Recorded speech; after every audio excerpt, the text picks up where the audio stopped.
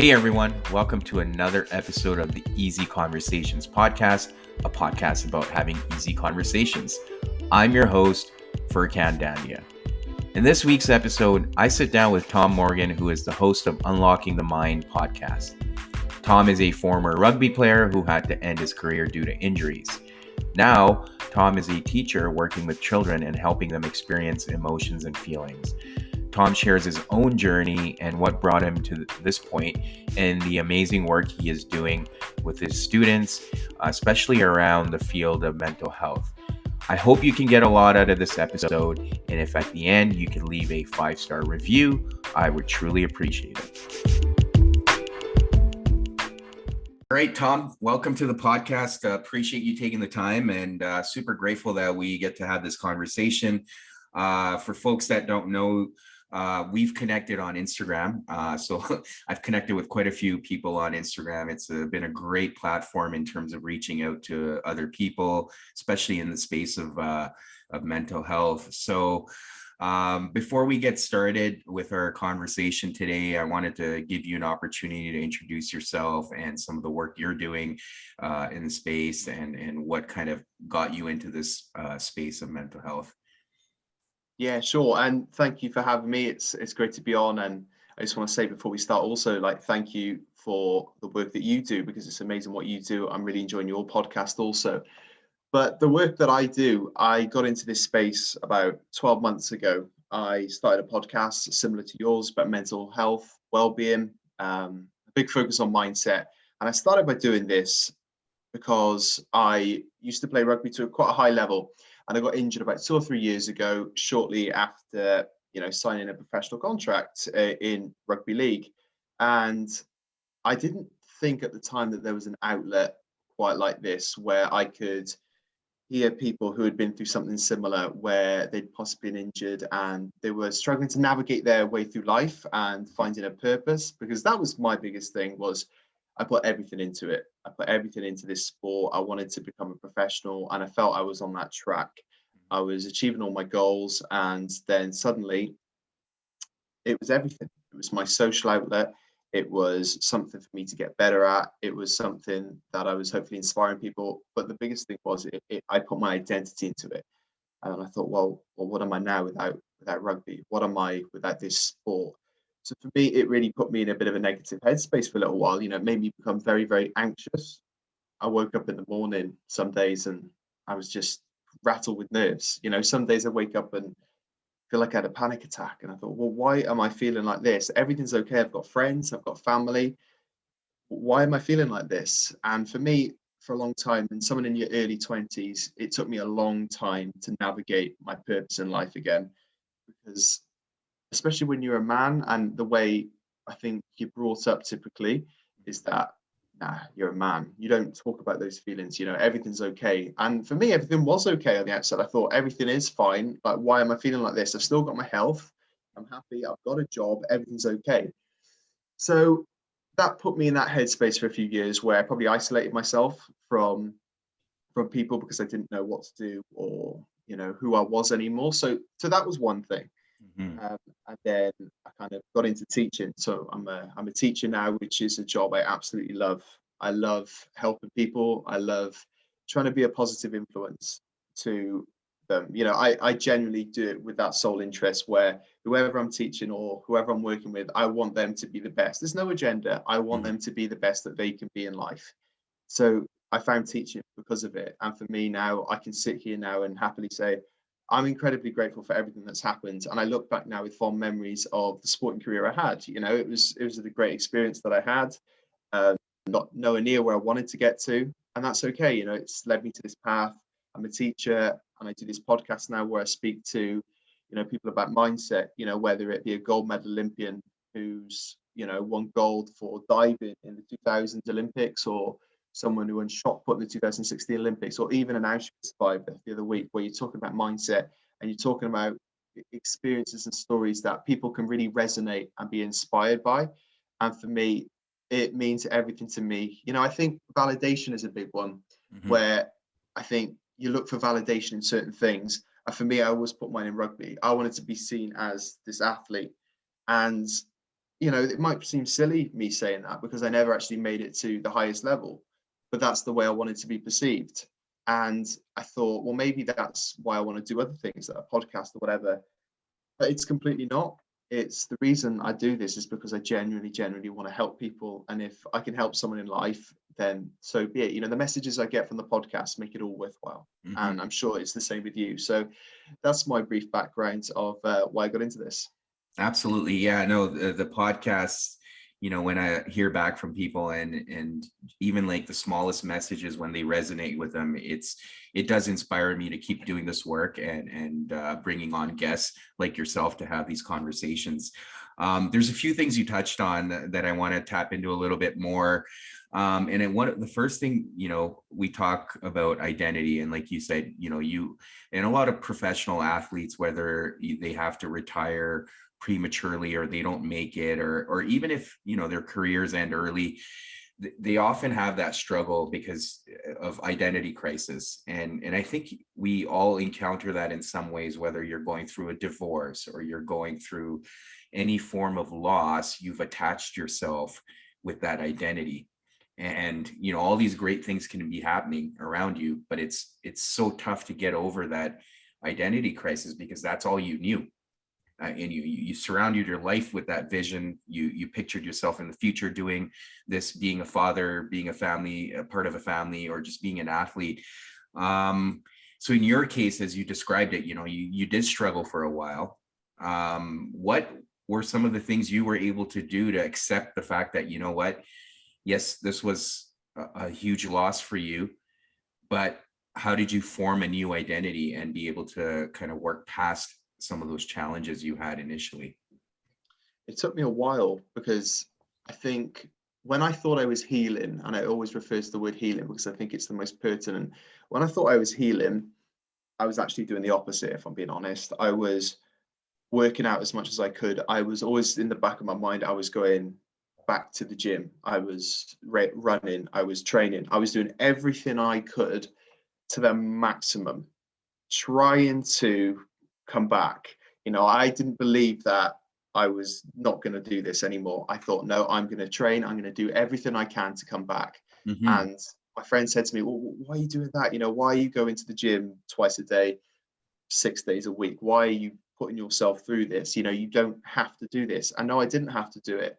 And for me, it was like, well, no, I'm dedicated. This is what I'm doing. And what I was doing was probably putting myself in negative situations where I was trying to find another identity. I was overworking myself, and I thought, well, no, like surely going to the gym and training is the most healthiest thing you can do. But this is probably one of the biggest realizations I've had. You can actually overdo things, and for me, I was overworking. I was overworking, physically, working out, running, and also in work. In my teaching job, I was going into work at maybe 7 in the morning, and I wouldn't flick off till about 9 at night.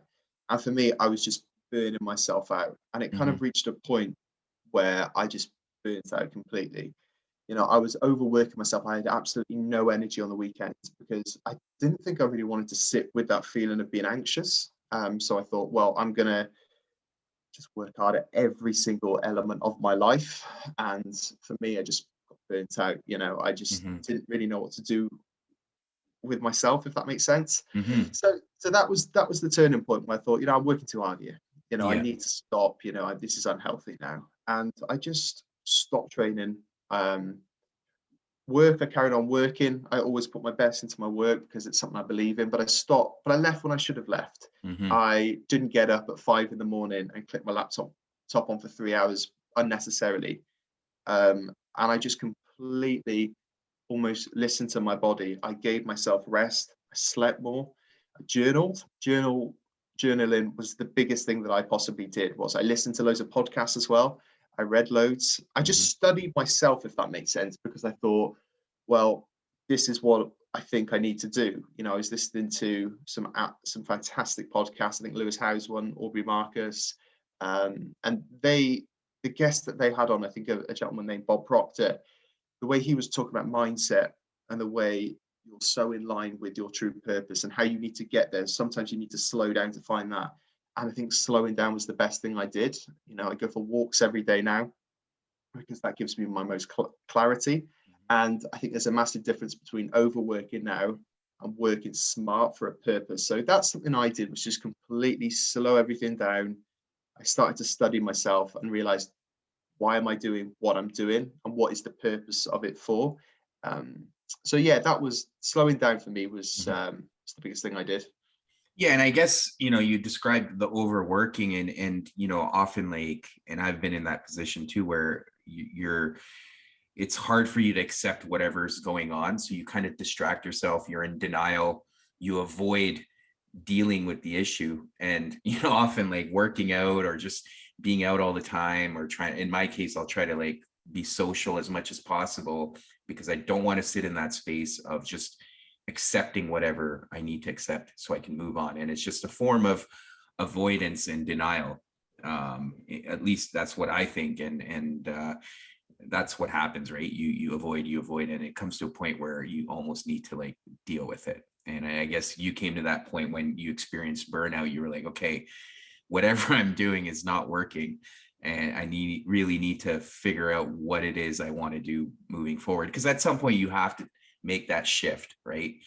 And then, speaking of mindset, so you've touched on it a little bit, and one of the things I try talking about is, again, we could shift our mindset and things can change. And it's not like our situations are actually changing, but it's how we're perceiving them, and that's what changes, right? So you can look at any situation, you can be like, yeah, this really sucks right now, and that is completely fine, but what is the lesson in it for me? And that's what I found has really helped me, is shifting my mindset in that sense, where looking at a negative situation, and yeah, accepting the fact that whatever is going on really sucks, but at the same time trying to find the lesson in it, rather than feeling like a victim, or just being miserable about it. And I don't know what's worked for you in terms of kind of the mindset aspect and some of the things you're teaching other people as well. I think exactly what you said there. The way I perceive things now is everything is a lesson and everything is meant for a reason. And that's really helped me, with the good days and the bad days, everything is meant for a reason. So whatever I'm experiencing at that time, I always think, well, there's going to be a purpose to this. And I think in the job I'm doing right now, I think, well, this is going to help me in some way. So if I'm having a really bad day, or I'm having an experience which is, causing me to, act in a certain way, I think, well, this is okay, because this is actually going to serve me one day. If I'm being rejected by something, or we have a bit of failure at something, I think, well, no, this is good, because if I'm then teaching someone in a few years' time and they have something similar, well, it's okay. The way I teach some of the students I have is, I used an example once where they came back to school after a lockdown, and I asked them, what are you feeling like? How are you feeling coming back to school? Because I want to know, so I can help you. And the most common response was, I feel anxious, or I feel nervous because I don't want to get stuff wrong. I said, why is it you want to get stuff wrong? Because I don't want to be bad at something. I don't want other people to laugh at me. I said, so you don't want to fail. No one wants to get things wrong. But I said, that's actually the most normal thing you can ever do, is get things wrong. And often or not, this is the hard truth of life. You're probably going to get a lot more wrong than you do right in the long run. And that's just how it is. And I said, well, so what can I do to help you? And because they answered in various ways. And then I used examples of myself, as when I was training, I failed exams and I had to then study to be it. So I used it relevant to them. I said, when I was playing sport, when I first, became old enough to play for my local senior team, they gave me all these responsibilities. They put me in a key position, and they could have won the league one year, and it was my choice. It was my, it was my position to kick the winning goal. It wasn't a hard kick, and I missed it. And then 2 seconds later, we had another kick right in front of the post. I missed it again. We lost. We didn't win the league. And I said, that's part of life. I could have stopped doing that and thought, what, that's not for me. But instead used that as a lesson to go forward, and I was only 17, 18 at the time, and just used it as a lesson. And, I went to university, I enjoyed playing sport then, and managed to 3 or 4 years later, get some Welsh honours for Wales students. And that was the lesson for me was, well, you're always going to have bad experiences. You're not going to play well. You're not going to perform well in your job one day. And that's completely okay. We're all going to do that in life. And it's the same with them. It's the same with anyone. Use everything as a lesson because that's life. Yeah, I completely agree. And, it's easier said than done, obviously. Yeah. Because when you're going through a tough time or you've made a mistake, it's hard not to just focus on that and not see anything outside of it and just ruminate on, the situation where you made a mistake. But you're right, like it's when you're able to take the lesson out of it and do something about it differently next time. Otherwise, that mistake is a mistake and you can't look at it any other way unless you look at it as a lesson. And yeah, and like I said, I think that just that shift in perspective allows you to change your mindset. And like you said, we're not going to get a lot of things right, and it's through the mistakes that we can learn, and then we can also step out of our comfort zone and be comfortable with making those mistakes so we can learn. But so now, in terms of the work you're doing, like what are some of the things you're looking at for the future? Because obviously, with your professional career in rugby coming to an end, that was, like we talked about, a huge identity shift. But what do you see in the future for yourself and some of the things you're working towards? At the moment, it's something I'm really excited about because the podcast is going really well. I'm enjoying that, and I'm enjoying just the conversations I'm having. More than anything, it's nice just to connect with people like yourself and get onto a podcast and talk about topics that I feel are really, really pertinent right now. Because I've had people message me, people I used to go to school with or people I don't really know, saying how it's helped them in some way. I had a friend message me who I hadn't spoken to in maybe 6, 7 years. And the way I remember him, he would never have messaged me this 6 or 7 years ago. He said, "Look, thank you for doing this because I've listened to a few podcasts and I've been in a really bad way, and this is really helping me. I've had these thoughts. What's your advice on that?" And it's like, well, it's not my place to advise, but thank you for reaching out and telling me, and kind of had a short conversation about things like that. So for me, that's the purpose of what I'm doing. It's getting a positive message out there to help, I don't know, whether it motivates someone, inspire someone, allow someone to resonate with something, what they're going through. So that for me is something I really want to continue growing, is grow the podcast as much as I can. I don't care about charts or anything like that or being in the top 30, 40, whatever. I don't really care about that. For me, it's just having a conversation and then possibly someone messaging saying this has completely changed their outlook, or like you said, changed their perspective on a certain thing. And secondly, my professional career in school, I personally love it. I really enjoy what I'm doing there. If anything, I'm looking at doing some courses alongside my teaching, in psychology, potentially counselling. I'm just looking at that route along with my teaching practice. So for me, I think I'm getting to that point now where everything's starting to align, where my teaching is now linking in largely with well-being and mindset and mental health, which is amazing. And then the courses I'm doing on the side with counseling and psychology, I think it's all kind of coming together for a purpose. I'm not sure what the long-term goal of that all will be, but I'm excited to see where it's going to go. It's all pretty much starting to align, which is pretty cool. Yeah, no, I mean, I can kind of relate. I'm also studying psychology on the side, and it's been amazing to be able to kind of connect the dots. And then when people do want to talk to you, or if they need some direction or guidance in life, you're able to have those conversations and not necessarily give them advice, but kind of give them a few pointers here and there that they can apply in their lives and make a difference. And that in itself is fulfilling, at least for me. But just for the listeners, what kind of teaching work are you doing, and who are you working with? So I'm teaching in we call it primary school over here. So it's children they come in at 4 and they go out at like 11, 12 years old. So it's the really young children. But for me, that's the age I really like teaching, because I think they just want to learn. They just want to know stuff. They want to be better. And I was talking to a friend the other day, actually, who works in, we call it secondary school over here. So he's with 16 to 17-year-olds. And he was talking about some of the experiences that those students have been through. They're struggling with certain elements of perhaps, mental health and identity, like we spoke about. I thought, what, there's a real problem at the moment, especially after, all the lockdowns we've had.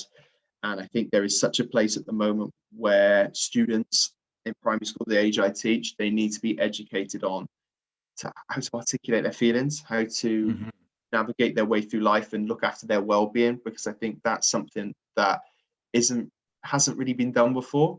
So for me, it should be a catalyst for growth if you fail. So if something goes terribly wrong, that shouldn't be the point where you think, I need to change something. I think if you have those tools at a young age, then you're going to be in a great position when you're older. So for me, it's just about putting all the things in place now, giving them the lessons, not just academic lessons, but almost those life lessons for later on in life, where they can really, go away and thrive and flourish in whatever they want to do.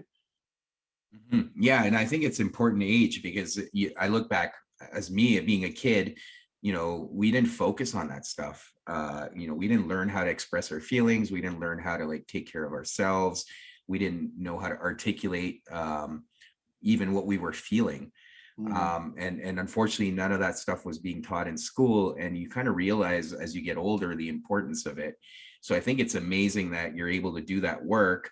And I'm sure it's making a huge difference for the children you're working with, because I try to apply the same things with my son, being able to have those conversations, giving him that freedom of being able to express himself and that space. And if he does, not getting upset with how he's expressing his feelings, even if he's upset with me. So just encouraging that. And I think it's important. And I guess on that same note, how are you working with the children in terms of even their mindset? I know you talked about sharing your own experiences and encouraging the kids that it's okay to make mistakes, but do you see any changes in how they're approaching things and in terms of their mindsets and stuff like that? Definitely. The biggest one for me has been growth mindset, where I read that book a few years ago, and it not only did it change my mindset, I thought this has got such a place in education. And anyone I speak to, or whenever I have meetings, I always try and encourage it.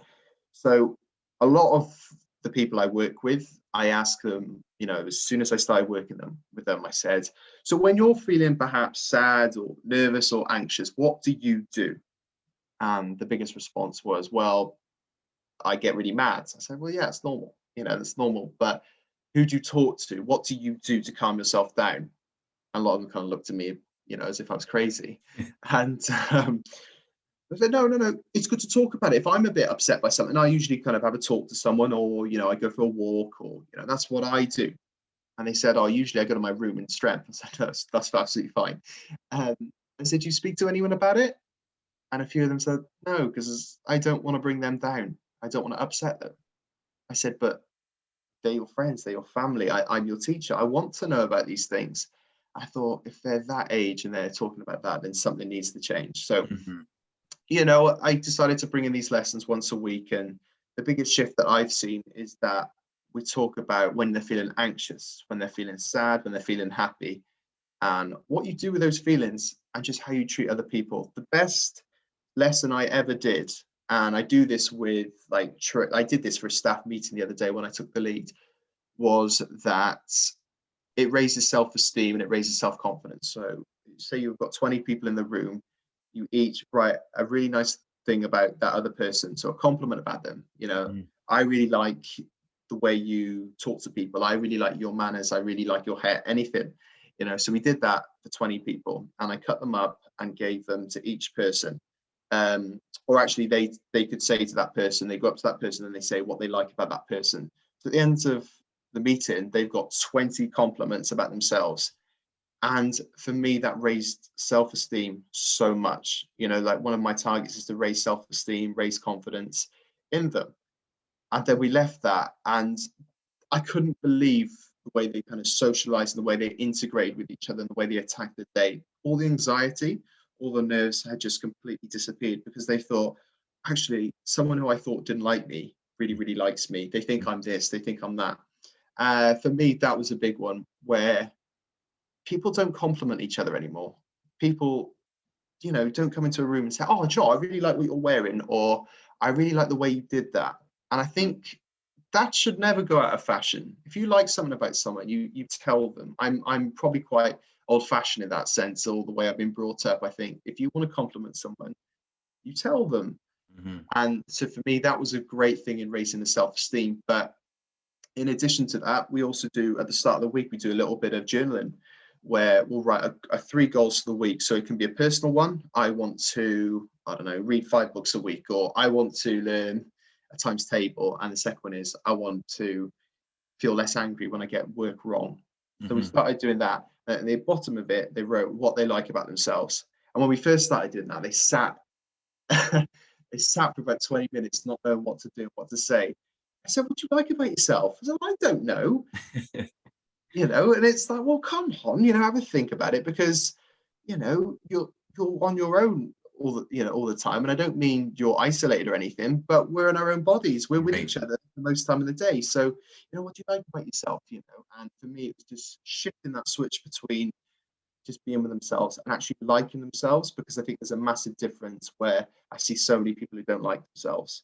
And I never want that to happen to the age I'm teaching with the really young ones. I want them to go to school and feel confident and feel that they can do anything they want.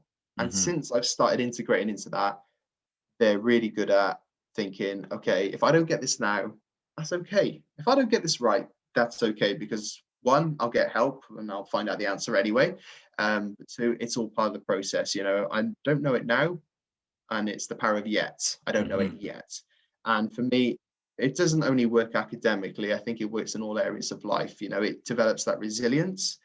It develops their ability to think, right, I am worthy of this. I can do this. And I Hmm. think it's such a powerful thing. If they grow up with that mindset, and I truly and honestly believe that they can do anything they want in life. And for me, that's great. I'm not there just to teach academic lessons. Of course I am. But for Hmm. me, it's to really instill in them that whatever they want to do in life, you can do it. And it's just those early lessons that I feel, those almost mindfulness lessons, will help them get there. Yeah, no, and that's amazing. I think, like I said, the work you're doing is great, and for kids to learn at such an early age, like you said, the impact will be significant as they grow older. And I think some of the things you're talking about, we can also apply to ourselves as adults. And one of the things, the exercise you mentioned of giving compliments, I think we're pretty good at giving other people compliments, but not ourselves, and that's where we struggle. And you often think about the way you speak to yourself, and if you were to talk to someone else like that, it would definitely hurt you. So I think those are really important exercises. The one last thing I wanted to kind of explore further, you mentioned that it's really important for you to make sure uh, the people you're working with, especially the children, self-esteem is something that they really build on. And why do you think that is the most important thing, or why is that your one of your main focus areas? It's probably a personal thing, because I think when things were tough for me, I my self-esteem was really, really low. I had no confidence. I didn't even want to look in the mirror some days, because I just wasn't impressed with who I was. I wasn't Hmm. impressed with what I was doing anymore. I didn't feel happy within myself. So I felt my self-esteem went really, really low. And I think there is such a trend between when you feel confident, when you have a high feeling of self-esteem, the opportunities that are presented to you, I just think you carry yourself in a certain way. And it goes back to the book The Secret. I think it's what you think you create. And I truly, truly believe that. So whatever goals you set yourself, or whatever you want from your life, and whatever you set yourself, I think that's up to you. And for me, the self-esteem is the biggest one, because if I want to, I don't know, get my podcast into the top 20, I'm going to have to tell myself beforehand, right, this is going to happen. I'm going Hmm. to have to raise my self-esteem. And that's a massive inside job for me. That starts with me, where I journal, I study other podcasters, I read, I tell myself I can do it, back to journaling again. And that's the biggest thing. And that's something I'm constantly learning all the time, and I can't get enough of it. And I think all my books are about, raising confidence, raising self-esteem, because once you raise someone's self-esteem, they just feel unstoppable, I think. And I've seen that, with myself, I've felt it, and I can see it with other people now, that the practices we're doing and the practices that they're doing, they look unstoppable, they look the part, as opposed to feeling really low and having that feeling of low self-worth. So for me, it's just that self-esteem is everything, because without that, you don't feel confident, you don't feel happy, and then nothing for me aligns. So yeah, for me, it's crucial. Yeah, and I can definitely agree with that too. And I think the fact that it's called self-esteem, the key word self, right? You find it within yourself, and like you said, when you have it and you're confident, you do carry yourself in a certain way, and you almost manifest all these things that you want, by being that confident and going out and getting it, right? Because yeah, no one else is going to do it for you. At the end of the day, you have to figure it out yourself. And I think we've touched on it. And it comes back full circle. It's all about your mindset too, right? The second you tell yourself that whatever you're doing, like you're gonna have hard lessons and things will not go your way all the time. But it's taking those lessons and being able to like just humble yourself and learn something new, so you know how to do things differently the next time. And I think that's powerful in that sense. Again, Tom, I want to thank you for coming on here and again, sharing your story and some of the work you're doing. It's amazing. I did want to, like, first of all, we're going to talk about your podcast, but for listeners who want to get a hold of you and listen to your podcast, how can they find you, and what's the name of your podcast? Yeah, of course, my Instagram is Unlocking Your Mind, and also on Spotify, Apple, all the podcast platforms. It's just Unlocking Your Mind. And yeah, I've got about 35 episodes out now, getting them out weekly or every 2 weeks at the moment. So yeah, I'm on all the platforms, on Instagram too. So yeah, you can find me there. And what inspired, so this is the last question I wanted to ask you, what inspired the name Unlocking Your Mind? It actually came after a podcast on, I think it was the Lewis House show, Yeah. and he was with Bob Proctor. And it was just shortly after the one he did with Dr. Joe Dispenza. And it just lit a light bulb in me, where I thought, you know what, I've wanted to do a podcast for a while. I don't know what to call it. And then I realized how important it is, by almost educating yourself and unlocking your mind, if you want. I think by unlocking your mind, you're unlocking your potential. Mm-hmm. You're unlocking, again, your self-belief, self-confidence, self-esteem. And I think once you unlock that barrier that's been holding you back, you can do pretty much everything or anything you want to do. And for me, that was the biggest thing, was once I got rid of those barriers and stopped being afraid of what could happen or what might happen or what other people might say, and just being really in line with my goal and my value, then I think things opened up. So I think unlocking your mind is just basically unlocking your potential, really unlocking everything that's not serving you, and yeah, just trying to be your best self. Mm-hmm. No, that's amazing. Again, thank you for sharing all that, and super grateful for you to take the time. Yeah, I look forward to speaking with you again, and this has been awesome. Thank you. No, thank you. Thank you for the great work. And yeah, thank you for inviting me on. Well, that's the end of the episode. Thank you again for tuning in. As always, please leave a 5-star review. And until next week.